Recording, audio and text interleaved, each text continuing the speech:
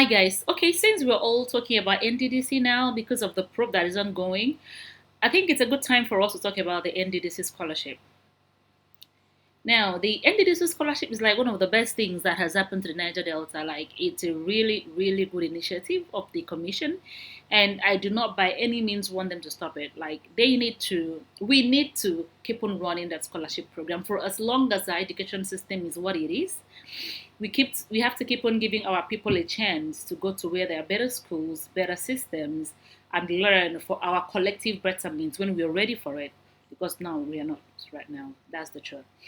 Okay, now that being said, it's important that even when we have something good working in our favor, working for us, it's important to constantly scrutinize rather, how this good thing is run, just so that we can, point out areas that where we're lacking and see how we can, fix things around here. So now the NDDC scholarship has so many things wrong with the way it's structured. So many things. First of all, I'm going to start from the point of the award of the scholarship. Maybe if the video is not too long, I might talk about other things, but let me start from the point of the award of the scholarship, right? The NDDC scholarship is not structured in a way that recognizes the school calendar.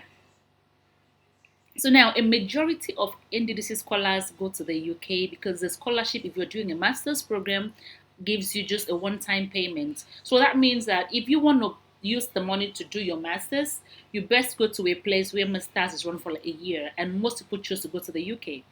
So now you would think that the scholarship would recognize the UK school calendar, the fall term starts in September, spring term starts in January, so that when they are offering the scholarship, they give you ample time to prepare, to get to school, get your visas, get your stuff ready, and go. But oftentimes, you receive your scholarship award after the start of the fall term.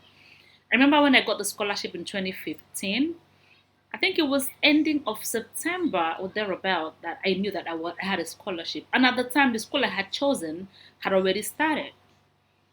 So what I thought was, okay, maybe I would resume in January, because for most schools they have a September start date and a January start date. So I reached out to my school and they said, for the program you're doing, we do not have a January start date. So if you do not come into school this fall, you will have to wait 1 year. And I was like, no, this is not gonna happen. For two major reasons. One was, I can't wait 1 year. That's like a really long time. I mean, when I should be graduating from my master's, I would then be going. It didn't make sense. Number two was, I do not want to hear stories that touch you. The one that I would now want to claim my scholarship in 1 year time, and I'll be told that, okay, so there's a new executive management in the NDDC, and so they don't recognize my scholarship. So I'll be like, I have a scholarship, and they're like, scholarship who? I don't know. I didn't want to take that chance. So I had to do what I could to get to school. Now, because of that delay, I got to school on the last day of registration. That's to say that I was the last student in my class to report for school, and that was more than a month after school had resumed. Now, besides that non-recognition of the school calendar, there is also the issue of funding. Do you get? So NDCC gives you a scholarship later that says that we've been awarded a scholarship. This is what it's worth. And normally, you should be able to present that letter to your school and to the visa at the consulars to be able to get a visa and go and start, pending when NDC gives you the money. NDDC does not give you money to process your visas or buy your ticket. You get? So you have to sort of fund yourself and start. Find the money and go. And then NDDC would then give you the money. Now, why this isn't very great is that most people who are awarded this scholarship are not able to take advantage of the opportunity because they can't raise the money. Oftentimes, the monies required are sort of sizable. Do you get? Because you need money to prepare for your visas, buy tickets, and to even be able to settle into school and start. And also because the NDDC scholarship is like a flat sum. For most people, it doesn't cover all expenses. For some, it just covers school fees. For some, it doesn't even cover your school fees. So I like to refer to the NDC scholarship as a partial scholarship because for the most part, if you're going to like a reputable school, you find that you're not really able to fund everything with that money. So you pay your school fee. In my case, I had to pay part of my fees to be able to get visas. So you would have to be able to come up with the money to get yourself going. And that's another thing that I think is not great about the way the scholarship is structured. You have a letter, you have nothing else except a letter, and then you have to like rally around to, find money and then you go. But it would not be so bad if after you settle into school, let's say latest a month's time, you get your money. It would not be so bad because then you would confidently lend money. People would lend you money and you would go. But with the NDDC, it is not so. Like literally, you would arrive school in my case, I got to school in October. Some had gotten there late September, early October.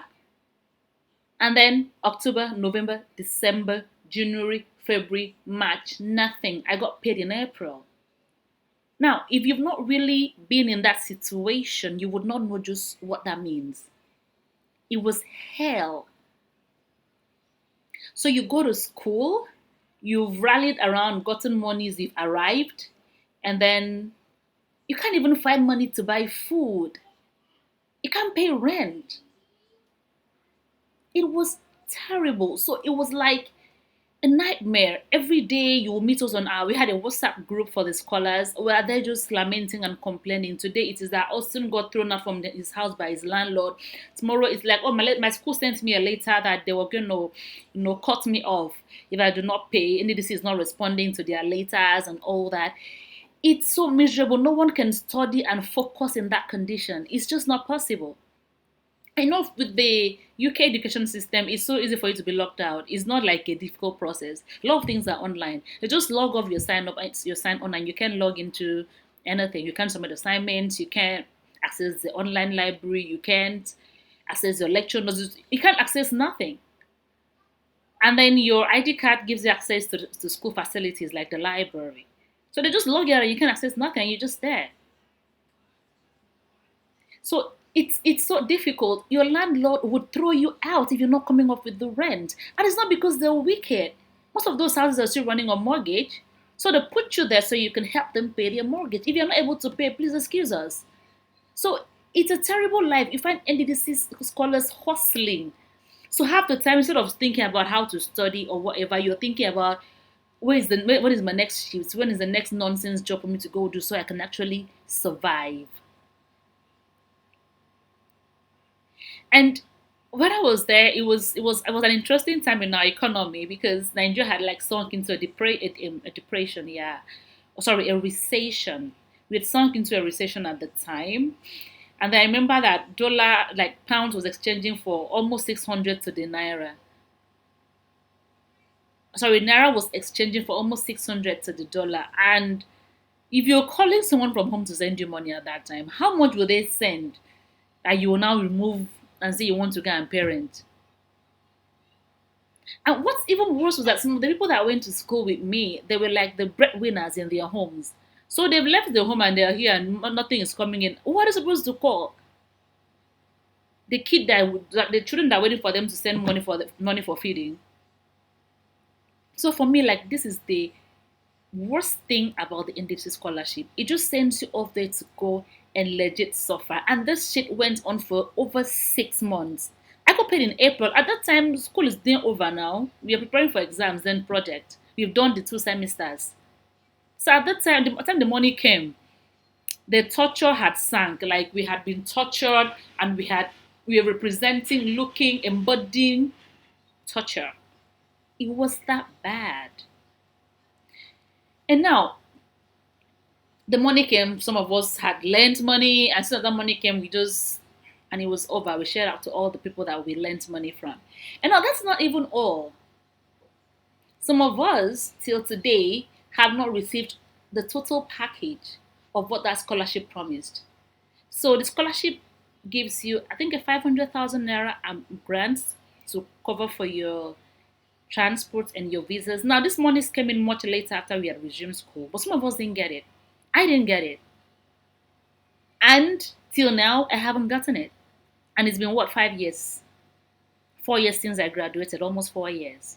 I haven't gotten it. 5 years since I was awarded the scholarship. Do you understand? So it's like, where is the money? What happened to it?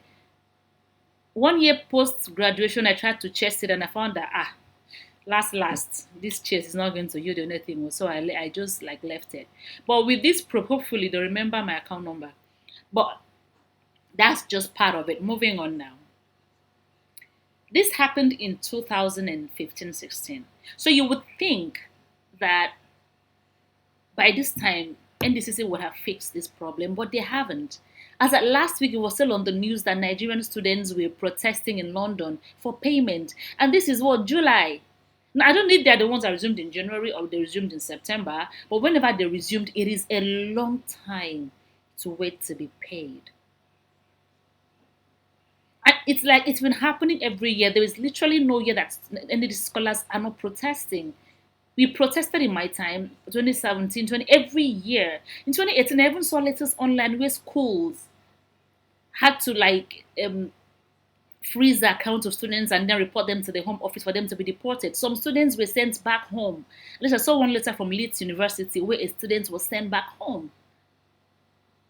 This is not supposed to be. Like, if we want to empower our people, can we at least do it right? Can we at the very least?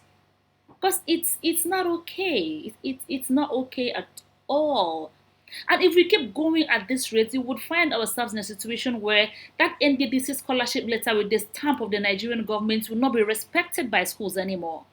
Because what happens is when you tender that letter, the school knows that, oh, this is from the government of Nigeria. They're going to fund this student fee education. So they let you in. They give you what you require to process visas and come to school, because of the reputation, so to speak, that comes with that letter. But if we keep going like this and that letter becomes like any other ordinary piece of paper, it's going to be so embarrassing for us, whether you're from the Niger Delta or not. It's going to be embarrassing for Nigeria because non-Nigerians don't really know the difference. It's us. So now that we're addressing graft in the NDDC, I think it's a good time to talk about how that scholarship is structured. Now, this video is getting too long already, and there's so much more I wanted to talk about. But just so that I don't belabor you, I'm going to stop here. If you have questions about the NDDC scholarship, do ask me, and I'll do a sequel to address some. Well, I also talk about the things that I left out. But most importantly, NDDC, Biko, I beg, Ejo, when you send people to go to school, please give them the money. Because as I'm talking to you now, when people tell me, I got a NDDC scholarship, do you know what? I don't even know if to say congratulations or if to say, hey, yeah. Seriously, I don't know what to say. I don't know how to respond. And it's supposed to be good news. So please, let us restructure that scholarship. Let us hire people who are of sound mind and of sound body, and would be able to like restructure this precious scholarship for us. Not people that when we call them and they're asking them that what happened to the money, how are you doing it, they would either struggle to come up with the responses, and before we know what, they are collapsing on us. We don't want that. Let's be sure that people who come in here to run this scheme for us are of sound mind and body. And I'll see you next time. Cheers.